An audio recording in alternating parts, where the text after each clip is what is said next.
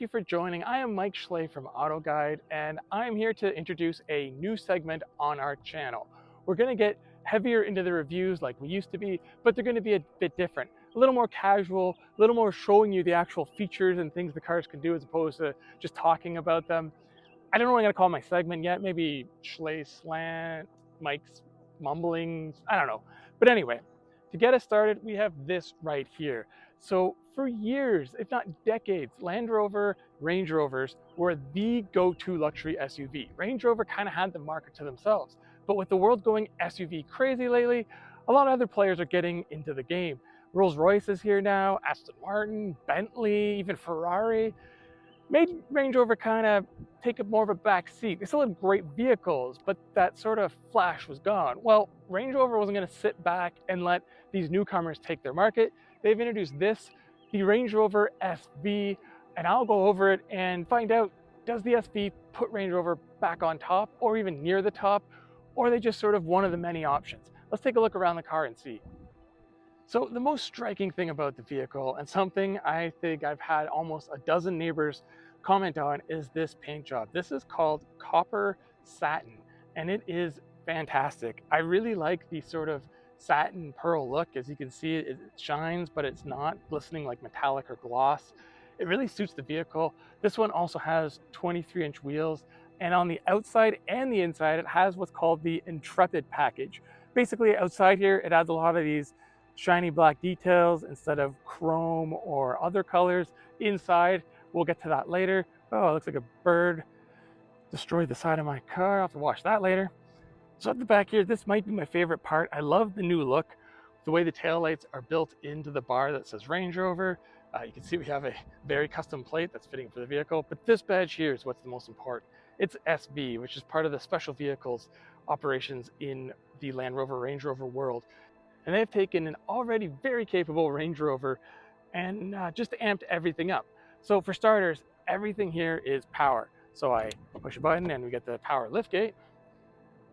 And in true Range Rover fashion, there's a second half gate, or not even half, just little gate. So you push that to go down. So there are a ton of buttons here to put the seats down, change the ride height of the vehicle, and there's even a power tonneau cover.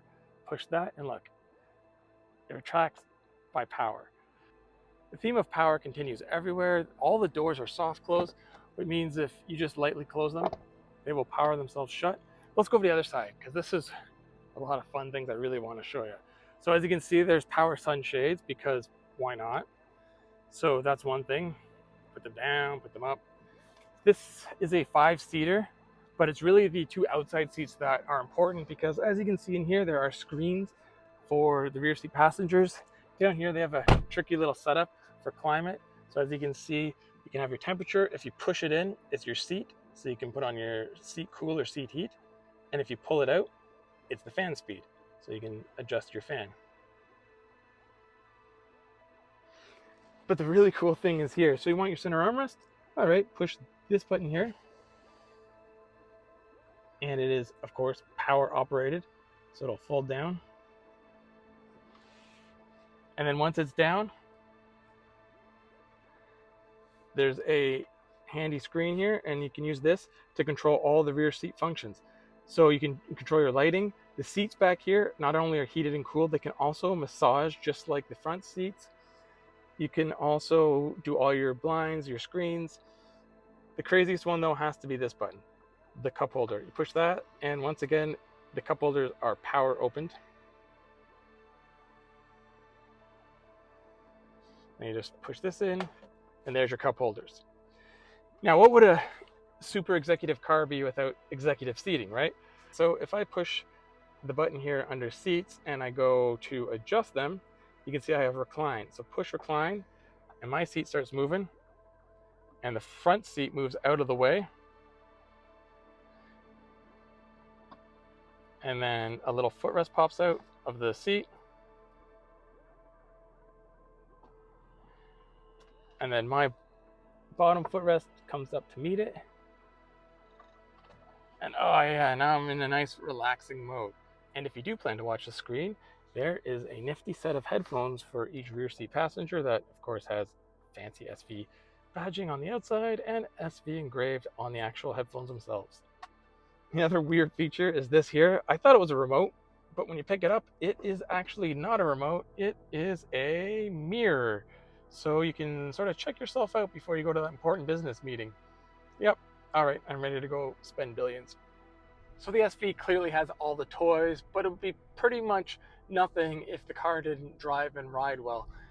I mean, there should be no surprise, the Range Rover SV rides very well. Range Rovers have done that forever. And like a good Range Rover, it can lift itself way up in the air on its air suspension and do off-roading and wade through water, all things that it will never actually do, but could do if you ever wanted to. The suspension is just fantastic. It absorbs everything.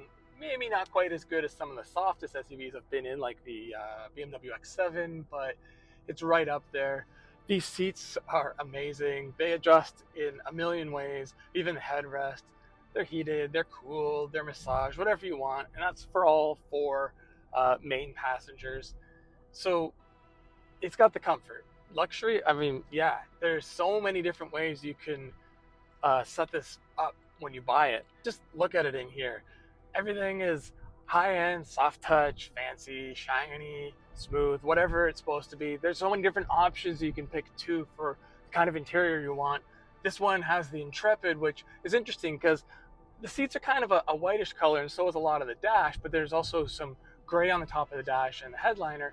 And then the rear seats are gray to match that, not the front seats. I can't remember the last time I was in a car where the front and rear seats were different colors, but maybe that's what happens when you get a car that costs as much as this. And speaking of cost, well, this is going to be an exclusive car because as tested, it is over $236,000. $236,000 in the US.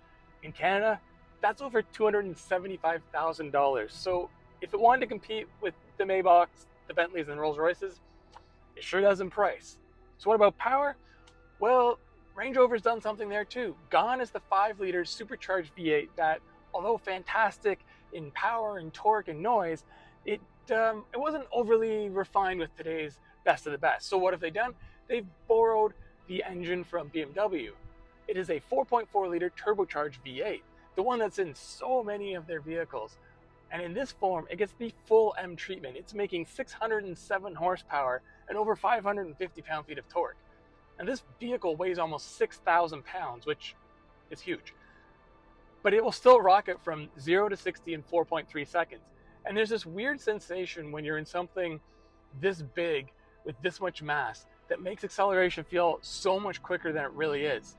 Maybe it's the weight transfer going front to rear, the way the whole vehicle hunkers down in the back and lurches up in the front, but man, when you hit the gas, it goes.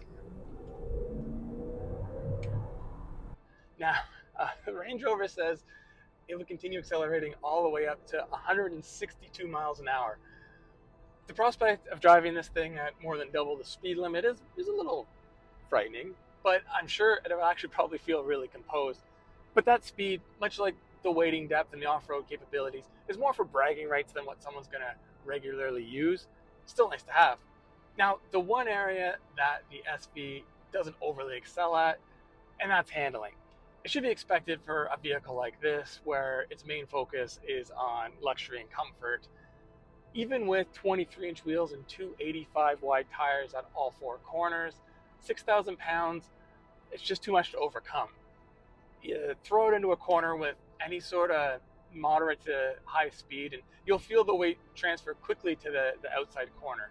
So here I come up to a corner, kind of entering with them, and immediately everything's going to the left and kind of tossing me forward.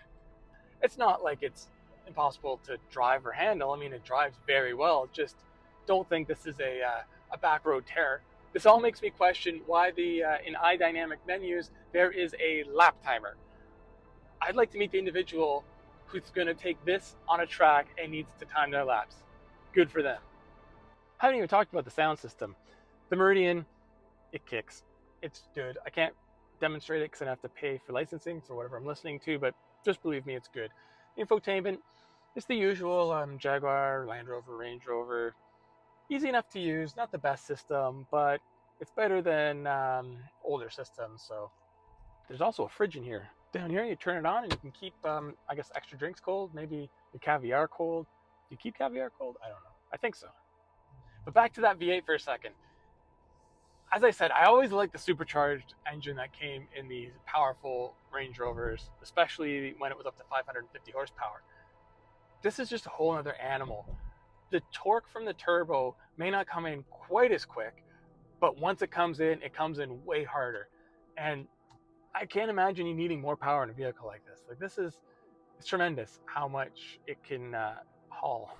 And although Range Rover's trying to hide his exhaust, there's still the 4-tip outlet, which I kind of wish wasn't hidden in this vehicle, but I get it. This is more about being posh than brash, but maybe that could have been an option. Everything else is an option. That paint's like, I don't know, $13,000 or something.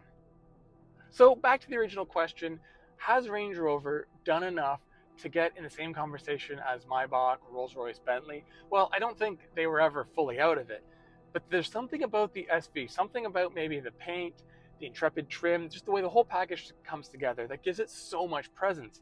As I said earlier, I had so many neighbors come up and comment on the vehicle. One said it was the most impressive vehicle they've ever seen in my driveway. A whole bunch commented on the color and the overall lack of chrome and black with the satin red. I took my 8-year-old son for a ride, and he spent the whole time in the back watching TV with the massage on in the full recline mode, and he was just having a great time. When we got home, he said to me, "Daddy, this is the coolest car you've ever brought home." And I think that's the appeal of this class and this vehicle. It gives you that childlike giddiness of having everything you want. And those who can afford it can spoil themselves, and they're looking to be spoiled. And the SV spoils them. All I know is from now on, when I'm driving around and I see a Range Rover, if I see the SV badge on the back, I'm going to know, man, that person is enjoying life. And I'll be a little jealous. Well, a lot jealous.